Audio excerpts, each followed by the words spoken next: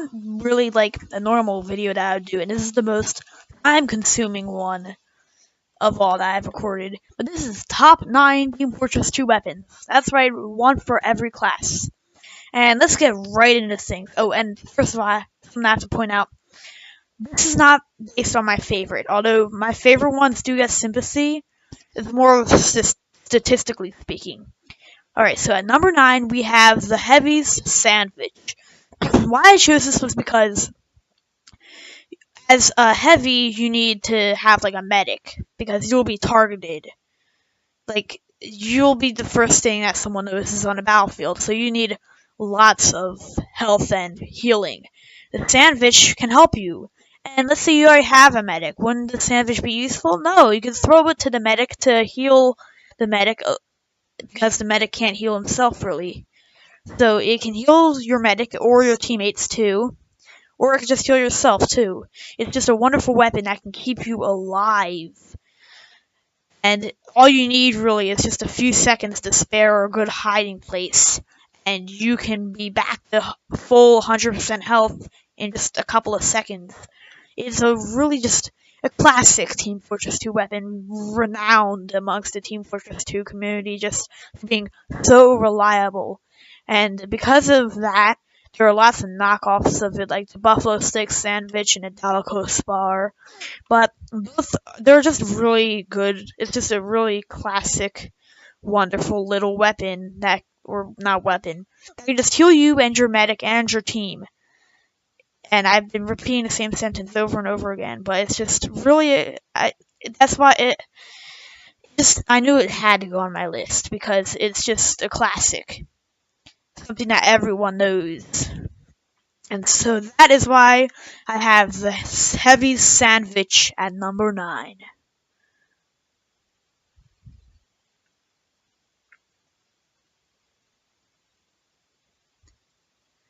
And at number 8, we have my least favorite class, the Pyro, but a really wonderful weapon for it. And that weapon would be the Degreaser. Why do I like this weapon so much? Well, let's see what its stats are.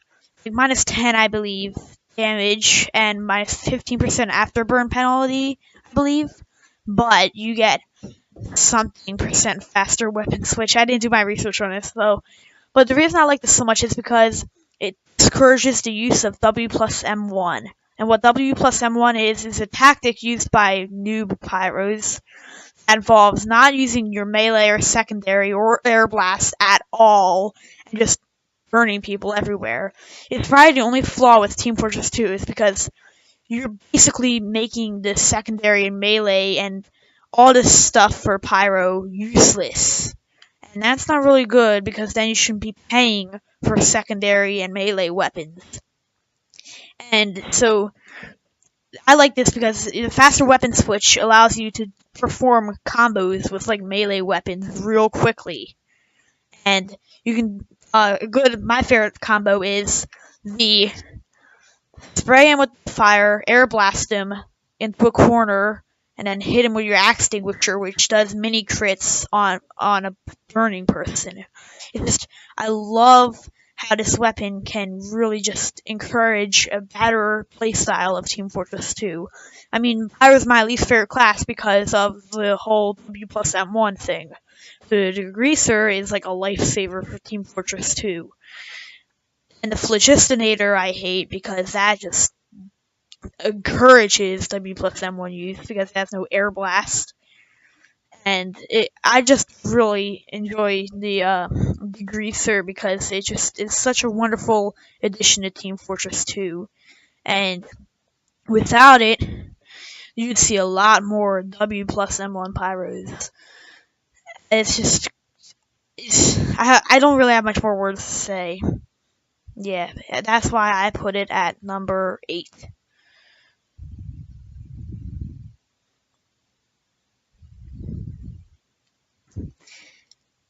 And next we have the Soldier, a big giant thing of death. This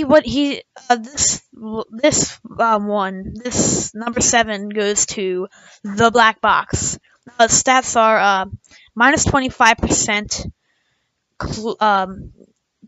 rockets in a clip. Basically, you go from 4 rockets in a clip to 3. But the plus side is you get plus 15 health for every time you hit someone, which is incredible because Soldier is really good at dealing damage, and he needs to stay alive. So he's not like the Heavy. He doesn't have as much health. He does have a lot of health, but he doesn't have as much. And he has one of the highest damage outputs in the game. So without the black box, basically, he'd run in, do a ton of damage, and die. But with the black box, since he has a whole ton of damage output, he can heal from all that damage that he's dealt to the enemy and just use it to stay alive. And so you can come in, deal a lot of damage, not die, deal a lot more damage, and it's just the use of it is just incredible because you just go up, say you're in payload, like right at what I'm at right now, and there's just a huge crowd of enemies along the payload, and you're on red team, say. You see them and you just start shooting at them because you get health back for damage you deal. It's like Mad Milk without having to throw anything. And the more enemies in one group, the better. The black boxes certainly could be a game-changing thing, or weapon I should say, because it can take out loads of enemies without dying, really. And it's not as good on your own, and that's why I chose it. It's not as good on your own, but that's why I chose it. Notice that part of the setting. Next, we have the sniper. This is not underrated. It's used a lot, but it doesn't get that much good word. In fact, I didn't even have it before I did this video. But then when I was looking through the list of weapons, I go, it's really good. I forgot about that weapon. And that weapon, not the Machina, because even though it's really good and all, I felt that if I chose this, it would be more of just choosing it because it's like my favorite. It's the Razorback. Now, why on earth did I choose this? I'm probably not going to get like a lot of positive stuff, or whatever, feedback for choosing the Razorback, but it's because one of my biggest fears when playing as Sniper is I'm always moving around. I'm worried a spy will come up behind me and backstab me. Well, the Razorback, I don't move around a lot. What's so bad about moving around a lot? I can now focus more on the game. I'm not continuously spy checking, and I'm a bit more accurate too. I mean, would you rather shoot with the sniper rifle while moving around, or would you rather shoot and you're focused and steady and in the same place? It's why I just love the Razorback now. I completely forgot about it once I gave it away for scrap like a year ago. Literally like a year ago. I just completely forgot about it. It's such a good tool. I guess you can call it a tool. It can keep you just not worrying about spies. Now, it does, however, the loadout I'm using here, the Machina, the Razorback, and the Pan, isn't actually a very good loadout. I do not recommend you use it because I wasn't thinking about it. Basically, you're left with only the frying pan or your melee of whatever choice to deal with nearby enemies because the Machina needs to be scoped to fire. And that's why I chose it for number 6, I believe. Yes, 6. Next, we have the Medic, one of my favorite classes that I don't play a lot because I'm not really good at it. That's why this clip here I'm just so terrible at. But this is a wonderful weapon that's often in comparison with the Blutsauger, and that is the Crusader's Crossbow.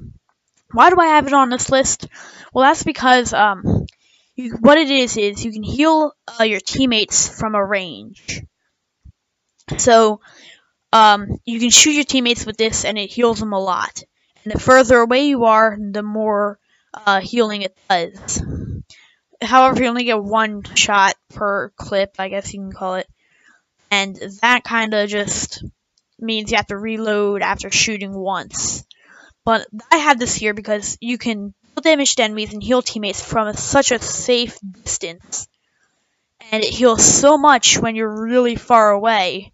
And in fact, in a couple situations in this clip, it saves me because of its accuracy. It actually has no like perception or bullet drop. Well, it's a bullet drop, but like very little, so it can shoot very far away. It's very accurate. It's just said to be one of the greatest weapons in Team Fortress 2. It's just so useful, and in medieval mode too, because it's the only way you can heal teammates besides a sandwich. I do terrible in this clip though, because I always end up getting killed. I'm not good with medic, but it's just because you can just does a lot of damage to enemies too. It's like a sniper rifle kinda that can heal teammates. It's just so useful to your team. I mean, I've seen videos where people are about to die, and then all of a sudden a stray bolt comes in and saves them. And so that is why I chose the Crusader's Crossbow as number 5 for medic.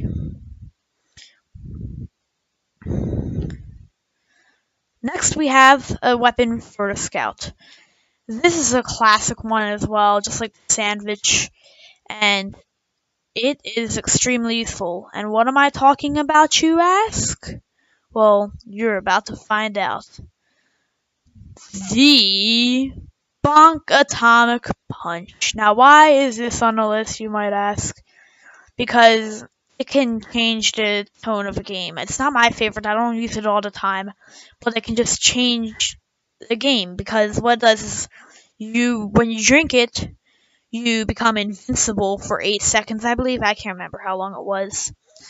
And you can't fire, but everything is just like distracted. You run into the enemy base, take out this bonk, and just run straight past their lines. Just run. Just don't stop running. Just run. And they're all distracted. They see a scout. They start shooting at him. And even though they know that the Bonk Atomic Punch, you can't do any damage to a person that has it activated, they'll still shoot at you. I mean, I even do that sometimes. And I'm like, I know I can't deal damage to him, but I'm shooting him anyway, and you don't know why. But it's just such a huge distraction to enemy team. And not only that, I've only come across this several times because my team isn't very well coordinated usually, but there's the enemy intel, and there's sentries in it. This is best on 2 fort, and you have a not soldier, like I don't know, a heavy medic pair that needs to be ubercharged. Instead of waiting for the ubercharge, use your Bonk Atomic Punch, drink it, go distract the sentry gun, and let your teammates just go and get the intel. It's just a really effective way of distracting sentries, rather than take the risk of trying to destroy them. And this clip is actually very long. This is the first clip I had recorded, and I didn't know how long I should be recording this, so that was kind of a mistake. So, I'm not sure what's going to happen, because this is going to be a very long time. The Bonk Atomic Punch, let me just go on and on about the Bonk Atomic Punch. It is a classic. It was a really popular weapon.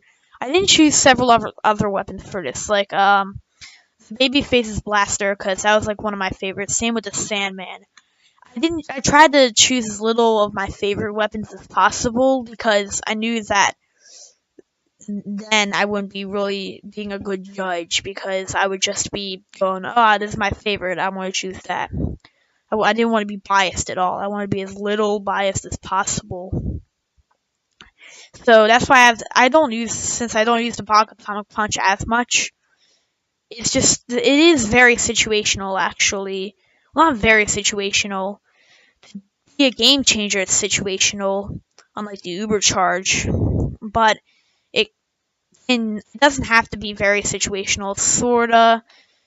But it can just really be a distraction to the enemy team. It's super useful if you have like the entire enemy team is huddled up together. You can just drink that, rush in, and they're all distracted. They see you and they're like, oh, it's a scout just running by. And so it's can be a game changer very often. You just have to use it correctly. You don't want to just drink it and just run out and be like, I'm safe. You want to use it in strategy. You don't want to just use it for like no reason. If you're stuck in a very bad situation, just drink it. You can escape from it very quickly. That's one of my favorite things about it too. I forgot to mention that the entire time. But if you're in a bad situation, like you're cornered by a demo and a heavy and a medic or something like that, or a soldier, you have no way out, you just drink that and just run away. And it is very useful. It saves lives, literally. Here I get cornered. It's so funny because, like, I already drank my punk. So, yeah, that wasn't a very good idea. But this video, this is about to be over. So that's why I chose the Bonk Atomic Punch for Scout as number 4, I believe. Yeah, I believe it's 4. Thank you, Bonk Atomic Punch. At number 3, we have one of my least favorite weapons because it is so annoying, but it is really good. And it won't be good after it gets buffed, nerfed. Why buffed? It probably is going to soon because it's just so overpowered. And that would be the Gunslinger. I guarantee you that if you play Team Fortress 2 at all, you would be annoyed by these things. Because engineers, what they like to do is they like to put one in the most obnoxious of places. And so when there's like a huge charge of your teammates going out, this thing just destroys them all. Without them noticing, really. It's so annoying. Like, say you have, like, a bunch of, like, really annoying, sentries. And you, all of a sudden, your team, all of a sudden, like, regroups. They have, like, a demo, a soldier, heavy, and a medic. And they charge out to destroy the sentries. Well, probably behind them, and they don't notice, there'll be a mini sentry there, and they'll kill them without them noticing, and it's really just a pain. And this, combined with the Frontier Justice, is really annoying, because the mini sentry, it racks up kills so quickly if you put it in the right place. And once it gets destroyed, because it will get destroyed quickly, you can't heal it or anything, it'll probably get destroyed, and you'll get a whole ton of revenge crits. It is just a pain to deal with. I hate the Gunslinger, but it's just so useful. And also, if you hit an enemy 3 times in a row, without missing once, you'll get a crit on him, which is also OP. And I can't remember the downside of this. It's probably just the mini sentry isn't as effective as a normal sentry. The mini sentry is based very quickly. It costs less. It costs less metal. So if your mini sentry gets destroyed, just plant another one down. These things are cancer of Team Fortress 2. That's why I chose the Gunslinger for number 3 as engineer. At number 2, one of my favorite weapons. This is actually a more biased choice, and sorry for the lag. My recording software really glitches this stuff up. But this is more biased because I love this weapon. But it is kind of useful, and that would be the half Zatoichi as I'm wielding it. Now, normally it's not that good because it's only situational, I have to say. I've been saying that a lot, but it is situational without Demo Night mode enabled. Well, not Demo Night mode, but like going Demo Night, because there's no such thing as a Demo Night mode. I'm rambling on about stuff. But what this does is, once you equip it, you cannot put it away until you've killed someone. But the bonus to it is that every time you kill someone, your health goes all the way back up immediately. I love this weapon so much. And the thing is, if you're a Demo Knight with the Alibaba's Wee Booties and any sort of like Splendid Screen or Charge and Targe or the Tide Turner, it pretty much has no downside because you can't equip anything else. And your only weakness really is like ranged units. However, right clicking and when you get close to them, left clicking is not really hard. So mostly ranged units aren't a problem, and if there's like a whole ton of melee units or ranged units, all you have to do is corner them, and every time you kill one of them, your health goes all the way back up. It's just, I love this weapon so much. It is one of my favorites of Team Fortress 2. So that is why I chose the half Zatoichi as number 2 for demo.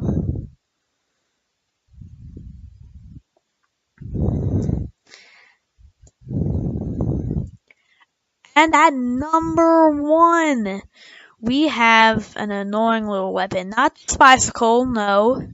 Not Your Eternal Reward, no. Your Eternal Reward didn't make it because it requires so much skill to use. I mean, I love that weapon, but you need to practice with it a lot. I mean, I still even got the hang of it. But this weapon I'm talking about is the Dead Ringer. What the Dead Ringer does is, every time you have it out and if you take damage, a fake body drops. The enemy's kill feed, it says that you died, and you immediately cloak. So basically, it looks like you died, and the enemies will just get fooled, thinking that you're dead when you're really alive still. Now, you get faster cloak regen, but the cloak goes away quicker. But that's not a problem, really, because all you have to do is get behind the enemy lines. They think you're dead. Come back out. And another downside to it, come back out and backstab them. Another downside to it is it has really loud uncloaking noise. It's just really loud. You can get detected real quickly. Someone hears that noise, Dead Ringer spy. And another downside I could say is that if you don't take damage before, and you all of a sudden use your Dead Ringer, and they shoot you like once, they'll get suspicious. I guarantee you. It's a really well-known weapon, and it's just a pain to a lot of people, and they'll know when they see a Dead Ringer spy. And other than that, it doesn't take much skill to use. All you have to do is just fake die, or take damage. That fakes your death, and then the enemies are all like, oh, you're dead, okay. So, yep, I think that's it for this video. Thank you for watching, like and subscribe, and I'll see you later. Bye!